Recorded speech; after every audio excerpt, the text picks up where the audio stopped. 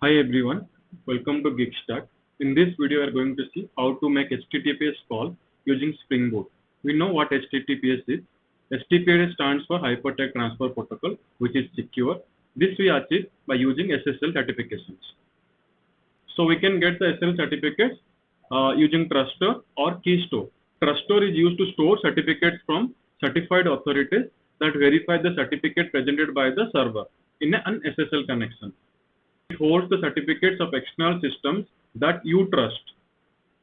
Okay, basically it means you are the third-party servers, third-party APIs which are going to make the call. For that, you need those this kind of certificates, and it doesn't contain any private or sensitive information. Mostly the information which this certificate holds are the public.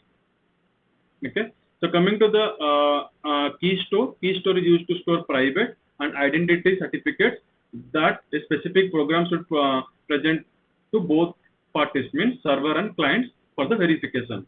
It holds your application certificates, and it also contains the private and sensitive information. So if you see both the Trustor and Keystore definition, they are both like opposite to each other.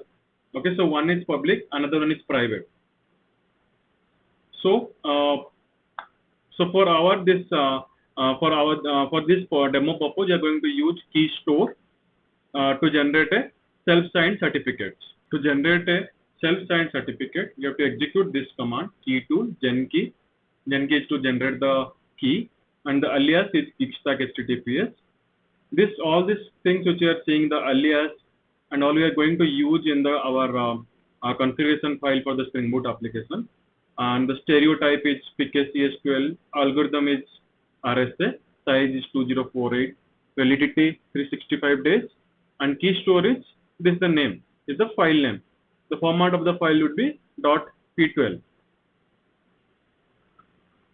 Copy this command, open command prompt, paste it, enter. So it will ask you for the password. This is the password which is we are going to use in a configuration file. So simple password, let's give password as password only. After that, it will ask you some basic informations. I'll just enter all those.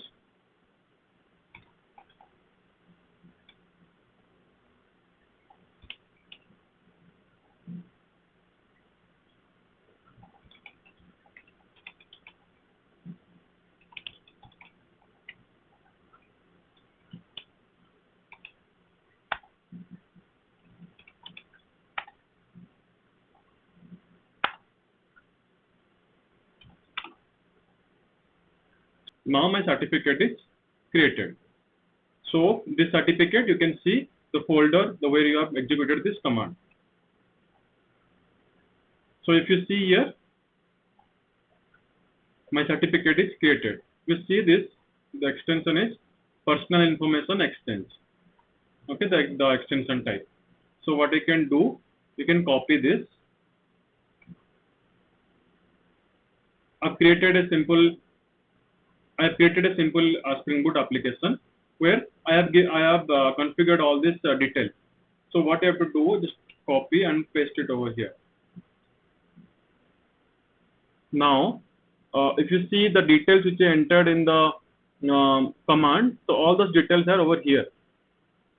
So the port is 443. This is the port which you are going to use.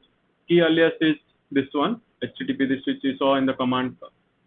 Then Keystore is this one. This is the same file name you see here.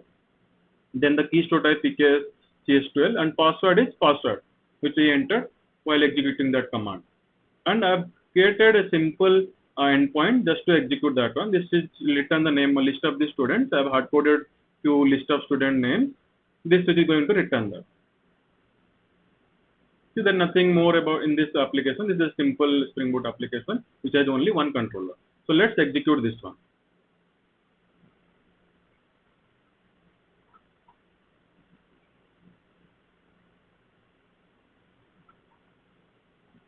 So if you see now, my application is started on this port, 443 port. Actually, this is HTTPS type. Go to your browser, type localhost student.name. You see that though we have added a self-signed certificate, it is not a trusted one. So that's why it is telling it is not secure. So if I have to just proceed with that localhost. If you see, I got the data, the response over here. So if now I'll try with this, if you see now this is HTTPS. Let me try it HTTP only.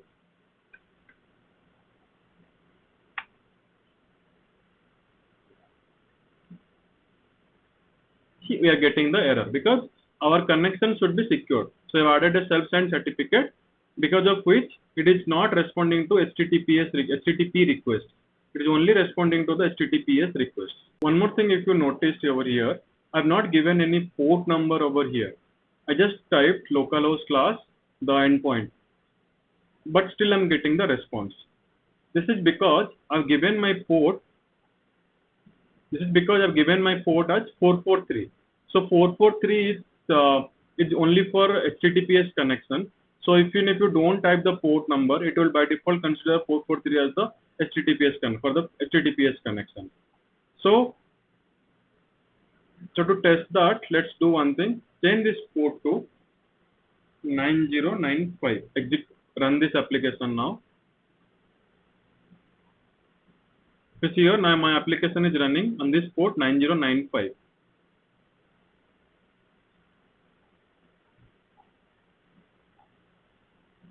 Go to the browser. Now try to hit this endpoint.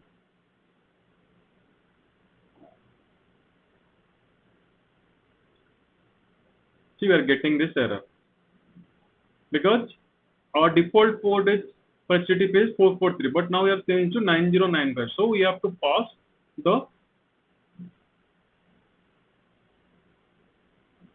port number 9095.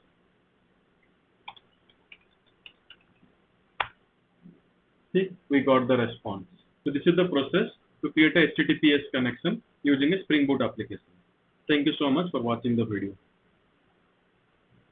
Please subscribe the channel and hit the bell icon for the latest updates.